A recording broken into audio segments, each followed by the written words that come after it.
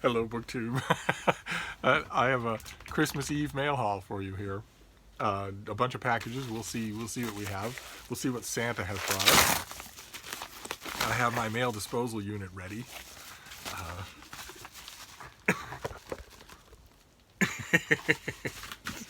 I don't know how the rest of you do without one. So let's see here. Okay. Okay, this is from Amazon Crossing. Amazon has a huge publishing arm growing all the time, and the Amazon Crossing imprint of that publishing arm is where they do their work in translation. This one comes out in June. It's by Kichiro Hirano, translated by Eli William, and it's called A Man. Just simply called A Man. I guess Hirano is a revered Japanese novelist. Those of you who are in Japan, is this true? And this mesmerizing work of fiction won the Yomiuri Literary Award in Japan and is translated for English language publication by Eli Kersner. Okay, all right, whatever you say, but your book says otherwise. The first of Hirano's enormously popular works to be translated to English. Good Lord, this guy's a revered Japanese novelist, and this is his first book to be translated to English? Good Lord, for 2020, how long has he been revered? That's terrible. This book chronicles the strange events that succeed a seemingly innocuous accidental death.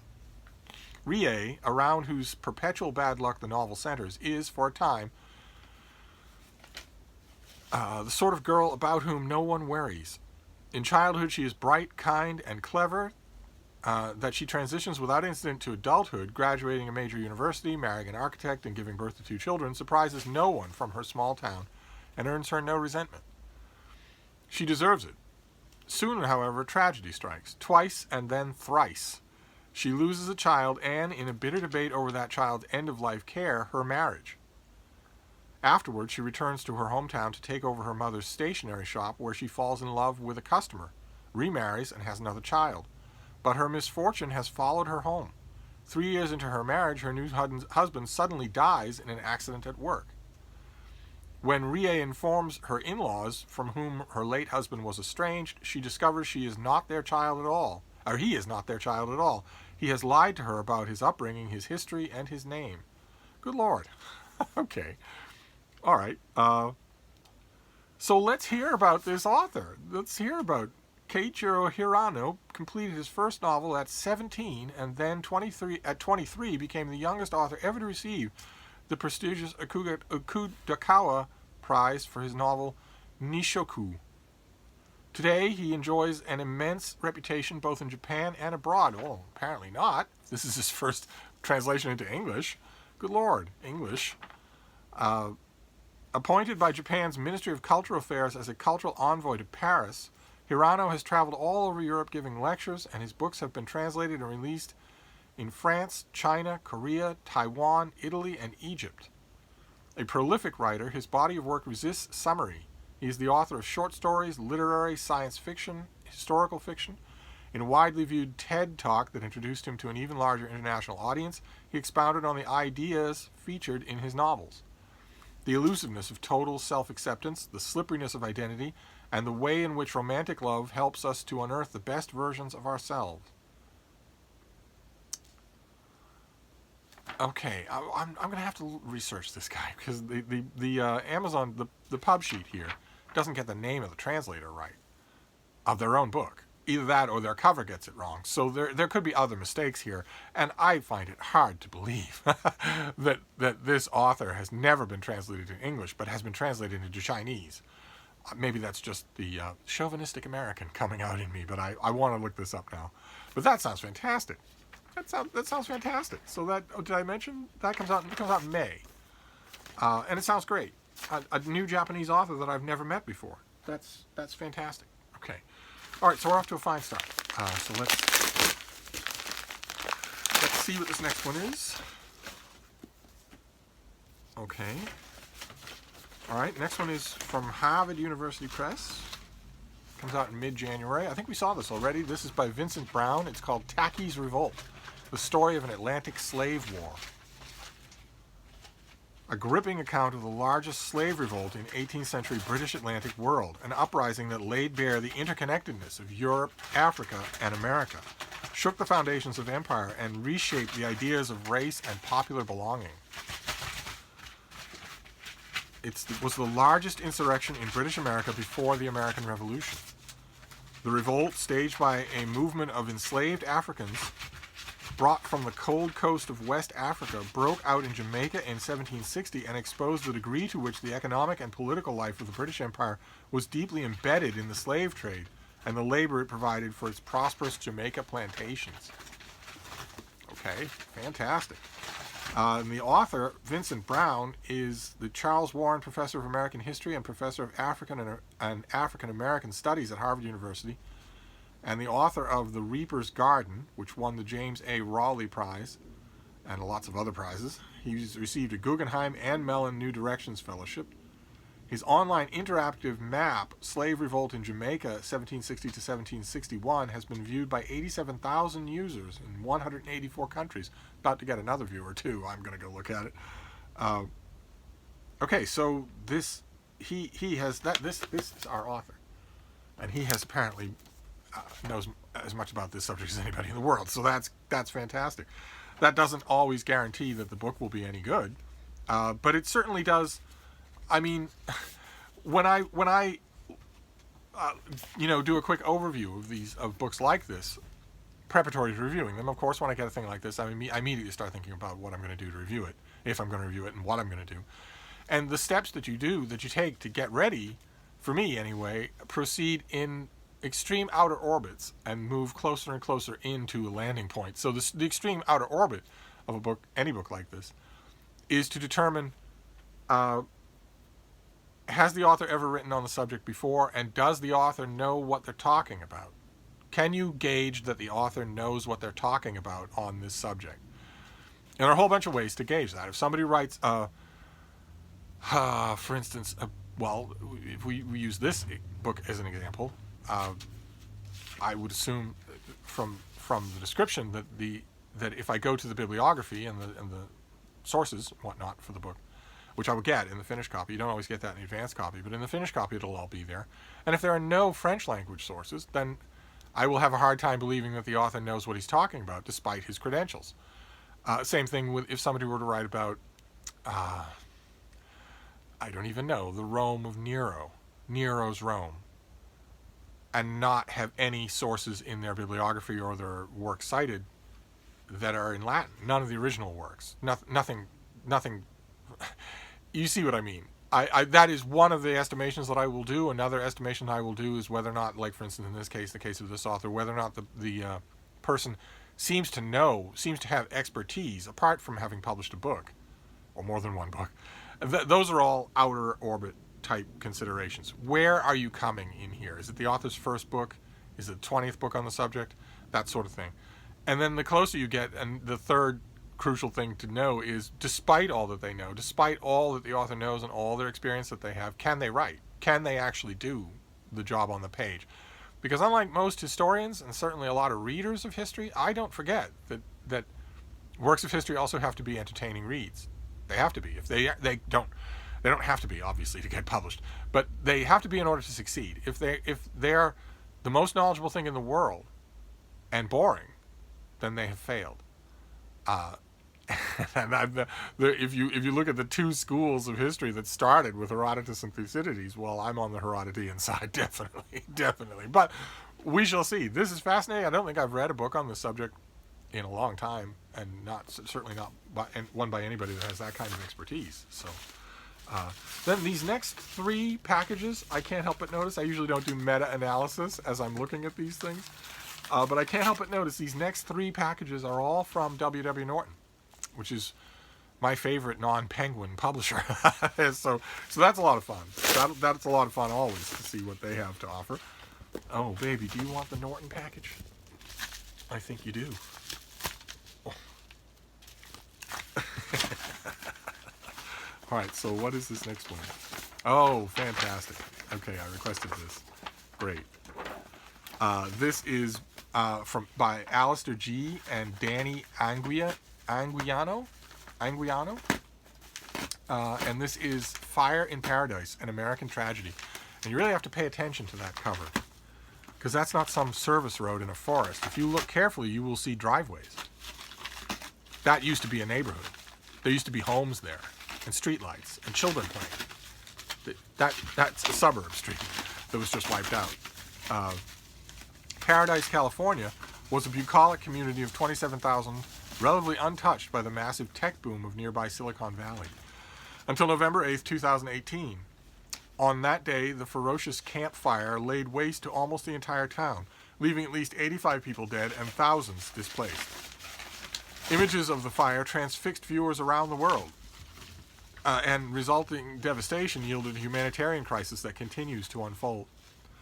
Now, from a pair of Bay Area reporters who covered the campfire and its aftermath extensively, comes Fire in Paradise, a harrowing story of the most destructive American wildfire in a century. This book is a fast-paced narrative of the disaster based on hundreds of in-depth interviews with residents, firefighters, police, and scientific experts. Fantastic. Fantastic. This comes out in May, and it will be a corrective for me. Like most Americans, the only thing that I remember about this fire, aside from the images, it's impossible to get the images out of your head of a raging, building-tall wall of fire literally across the street from what looks like a normal household, a normal street in a normal city. Aside from those images, the only things that most Americans take away from this whole thing is the disaster that Donald Trump made of it. Not only getting the name wrong on national TV, getting the name of the place wrong when he'd heard it seconds before from fire marshals, but also making the comment that was mocked around the world about raking forests to prevent forest fires, where he cited another country that rakes its forests religiously. And immediately, the prime minister of that country got on camera in front of cameras and went on Twitter and said, "I have no idea what he's talking about." People all over the world said, "This is ridiculous. The American president is a gibbering idiot. He's talking about raking the forest." And he's not just doing it at a press conference a month or two later. He's doing it while the houses are still smoldering, while those 85 dead people are still in funeral homes. It was what world news viewers have come to understand is the signature Trump blend of tone deaf and stupid. And that's the only thing it's totally wrong that's the only thing I remember about this disaster. I should be remembering the disaster first and foremost. I should have forgotten details like that. So this book will be a tremendous corrective to that. Great. Okay. What are we doing for our pile here? All right. So Fire in Paradise. So this is about the campfire, not campfire, right? Where you toast your s'mores, but capital C and capital F. Campfire. That was the name, the official designation of this massive fire. Oh, wow. Okay, this next Norton book is wonderful. How wonderful. Okay. For me, anyway. Oh, it was wonderful for you, too. I highly recommend it. This is a new translation of Sun Tzu's The Art of War. The translation is by Michael Nyland. And the reason why, that's a pretty thing. It's a tiny little thing. It can fit in the outside pocket of your backpack. It's a terrific translation. The translator does a fantastic job. But the reason that it hits the sweet spot for me is because it's only the second time in my entire professional career where I have a blurb on the dust jacket of the hardcover. We've seen on this channel from time to time that I, as a prolific reviewer, I will get blurbed on the paperback editions of books when they come out. That's just par for the course for publicists. Go looking for what critics have said about your book, pick some of the ones you like, and put their blurbs on the back of the paperback. But this is only the second time where the publisher contacted me ahead of time and said, "Can we send you an advance copy of this book? And if you like it, can we use your comment on the dust jacket?" And they did, and I did, and there I am. I don't know if you can make it out. The print is kind of small, but there's Wei Yi Li, professor of Chinese literature at Harvard University. There's Dennis Washburn, who translated Tale of Genji, and there's me. I don't know if you can make that out. You can make it out just barely. Well, anyway, I can make it out, and that's the whole point. That was wonderful of them to send me another copy of that. That's just terrific. And then here is the third Norton book. We'll do 3 of these Norton packages, and then we'll move on. Oh man. Oh man. Oh man. Okay. All right. We have talked on this channel before about Norton Critical Editions. They are books made for schools, for universities, for students, although plenty of them are used in high schools as well, where you get the text at the front half of the book, and then the back half of the book is critical analysis, critical essays, contemporary book reviews from people in my line of work, historical antecedents to the work in question. And Norton has refurbished their Norton Critical line. They have redesigned them completely, looked at all of those old essays, all of that old supporting material, looked at the books themselves, the text themselves, for new introductions, new annotations, maybe even a new basic edition of the work, depending on. Norton keeps their ear to the ground, and their editorial board is such that their Norton Critical Editions get better with time. They adapt to new scholarship. They get rid of maybe old or antiquated or creaky essays and keep all the old good ones. So when you get a Norton Critical Edition, when I get a Norton Critical Edition, I have 2 reactions, and both are fantastic. Either it's a Norton Critical Edition of a canonical work that I don't know well. I just got one from Nella Larson, her debut novel. I just got a fantastic-looking selection of writings of E.E. Cummings. Don't know those well at all. So on the one hand, if it's a canonical work that I don't know all that well, I'm getting a bumper crop of learning, because I'm not just getting a carefully annotated and curated version of the text. I'm also getting tons and tons of critical apparatus. In other words, the Norton Critical Editions give you the work and then masterfully put it in its context. And there's either I'm acquainting myself with works from the canon that I did not know well, or in this case, I'm being presented with a Norton Critical Edition of a work from the canon that I know really well, and then I'm going to get all over again. I'm going to get it brand new because of all of this new attention that's been given to it. This is nothing less than Leviathan by Thomas Hobbes. Look at the size of that thing. With a very nice note from the Norton people. Incredible. The complete text of the Leviathan, one of the most important works of political philosophy ever written, carefully and faithfully edited for 21st century readers. Spelling and punctuation have been thoughtfully modernized, and all archaic terms have been footnoted. The result is the most accessible edition of Leviathan available. Oh man, fantastic. Okay, well, that is great. That is just great. Okay, so I mean, Norton gave me a work of contemporary investigating that I'm interested in, that I want to read. They gave me a work in which my name is on the dust jacket, which really can't be beat. This also is going to be used in schools, and my name is going to be on it. And for all I know, I mean, it's shooting the moon, but for all I know, this translation of The Art of War will be the next Norton Critical Edition of The Art of War, and maybe my name will be on that as well, and I'll be in every university in the country. So that's very nice. And also, the third Norton book is Leviathan by Thomas Hobbes, a work I know really well, and now I get to read all about it. Oh, fantastic. How incredible. All right, well, we have 2 more packages here, but I don't imagine them exceeding the thrills there. So let's see. We'll do these 2 more packages for a Christmas Eve mail haul. Let's see what we have here. So this next one. Oh, this next one is a Penguin Classic. Good Lord. I'm getting a Norton Critical Edition. I'm getting a Norton Edition with my name on it, and I'm getting a Penguin Classic. Oh, all right. All right, well, this is a Penguin Classic of Ibsen.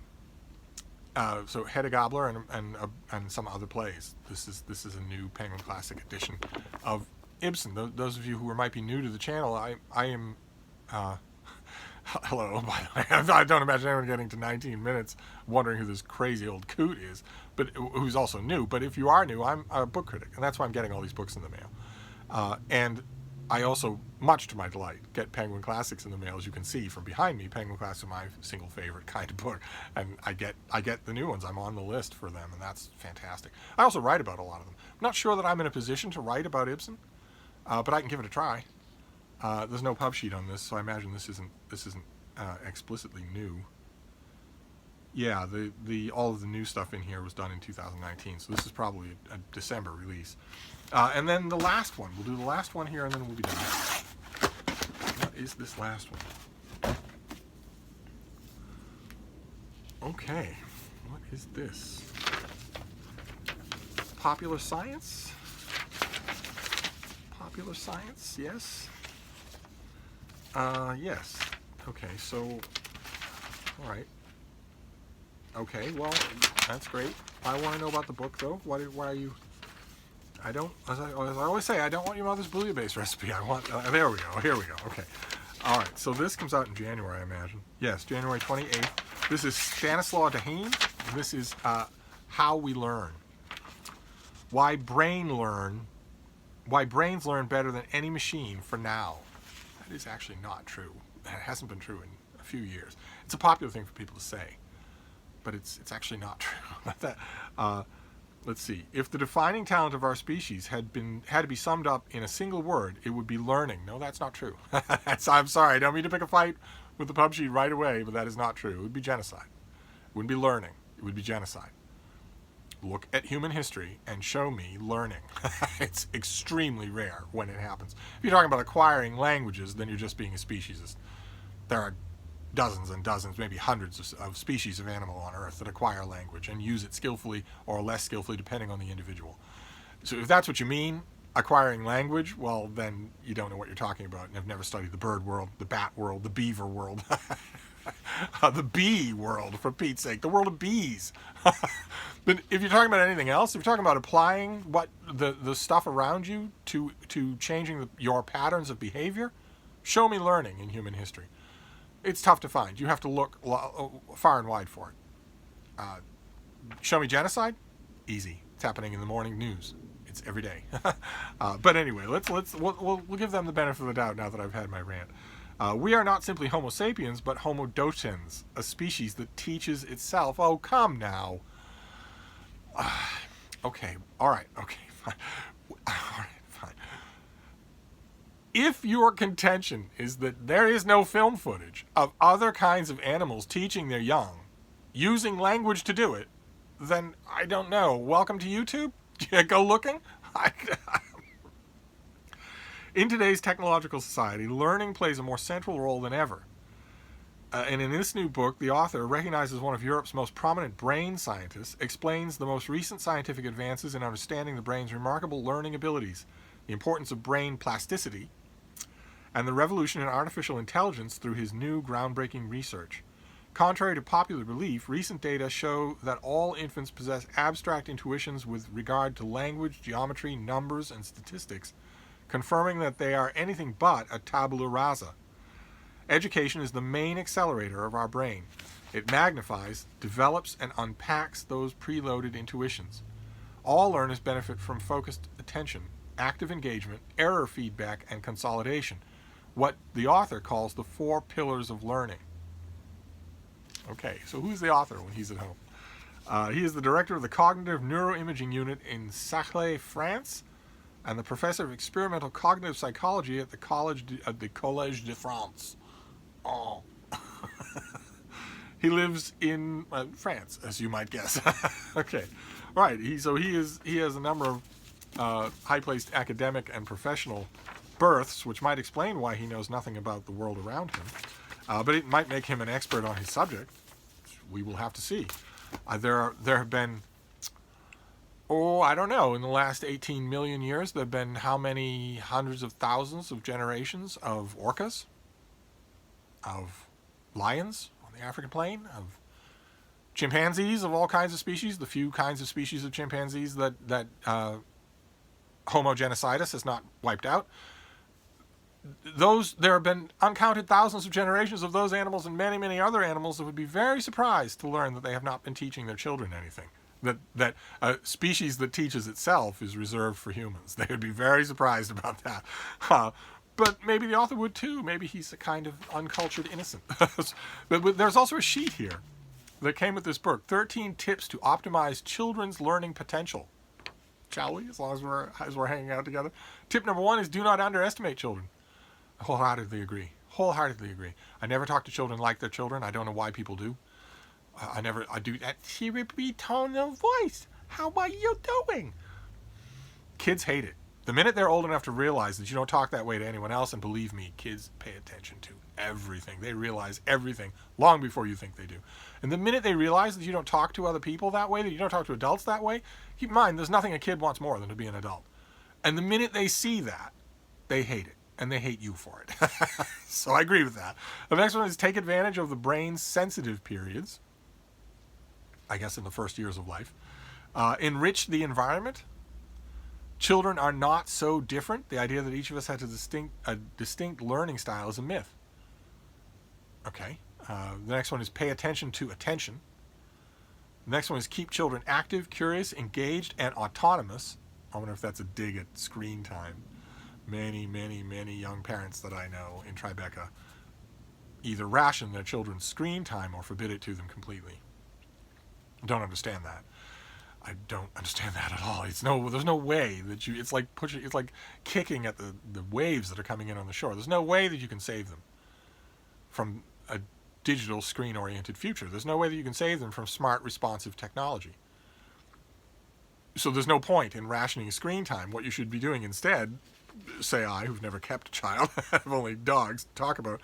Nevertheless, I'm right and you're wrong. What you should be doing instead is teaching them self-control, which will stand them in good stead not only with screen time, but with everything else. Teach them self-control, what this author calls autonomy. Teach them that, and you won't have to teach them screen time rationing at all. You also won't have to worry as much about them falling into stupid habits or addictions. Well, anyway, what's the next tip?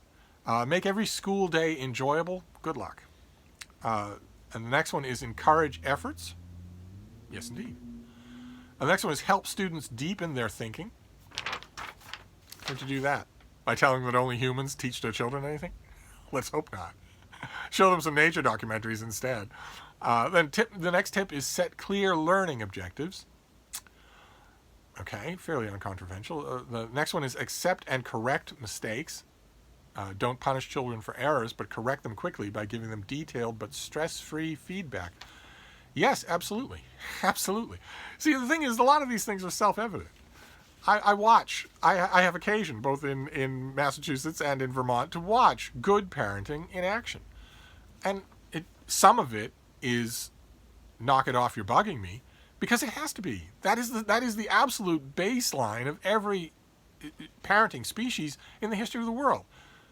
A large chunk of that is knock it off, you're bugging me. Or knock it off, and I'm not going to explain why, because you know perfectly well why. I've explained it many times. You're just choosing to ignore it. That is a kind of feedback reinforcement. There's absolutely nothing wrong with that. And the other half of it is if a kid does something wrong and you realize, oh, wait, this is a conversation to have. Look, I'm going to explain to you why that was wrong, and I don't want you to do it again. So a lot of these things seem self-evident. Next one is practice regularly. What does that mean? One-shot learning is not enough. Children need to consolidate what they have learned to render it automatic, unconscious, and reflexive. Spacing out practice or study sessions allows information to be permanently imprinted to memory. And the last one is enough sleep is a must. God, you humans and your sleep, I swear. You can't go a single conversation without bringing it up. Sleep is an essential ingredient to learning. Our brain benefits each time we sleep, even when we nap. To get the most of our brain's unconscious night work, studying a lesson and rereading a problem just before falling asleep can be a nifty trick. Okay. It's okay. I guess if you're going to spend half of your life unconscious with drool rolling down your face, I guess you should make a benefit out of it as best you can. You people, I swear. So anyway, that is our Christmas Eve mail haul. So we have how we learn. And keep in mind, it's only us. It's just us. We're a Just Us League. Only humans learn. No other animals teach their own children to do anything. They're just automata. We can conduct experiments on them and factory farm them for our meals. But the latest Penguin Classic, that's wonderful. Always a treat. Then a Norton Critical of Leviathan. That is going, it's in the middle of the pile here, but it's going on the top of the pile as soon as this video is over. Then the... Yes, Michael Nyland, yes, and Sun Tzu, yes. But really, this is the Steve Donahue edition of The Art of War. Then Fire in Paradise, about a disaster that's gone from America's radar. Americans don't remember it, and they should, because it's the future. It's the future in all of California. It's the future all throughout most of the West, especially the Southwest. So we should be paying attention to it. And instead, Americans have largely forgotten. Then Tackies Revolt, the story of the largest revolt, New World revolt against Britain before the American Revolution. The subject I know, I probably read 4 sentences about it. Now I got a whole book about it. And lastly, A Man by Keiichiro Hirano, an author who is called a revered Japanese writer. So those of you who know Japanese literature, especially contemporary Japanese literature, feel free to sing out in the comments field and tell me what you know about this author, and have I been missing a lot? That bugs me. That always bugs me. It doesn't bug me enough to change my habits. My remit is the American publishing world. I just did my Steve Reed's year-end roundup of the best books and the worst books of the year, and you all know from watching this channel that that's the tip of the iceberg of what I actually did read. I consider that to be a fairly ambitious remit. The American mainstream publishing world. So I am not going to go hunting for other languages or other countries, even the UK. So it bugs me, the sometimes slow and sometimes sort of diffident approach that American publishing takes to translated work. So I want to know about this author. But anyway, that's our Christmas Eve mail haul. so I will be back. I'll wrap this up for now, God help us, but I'll be back. Thank you, BookTube.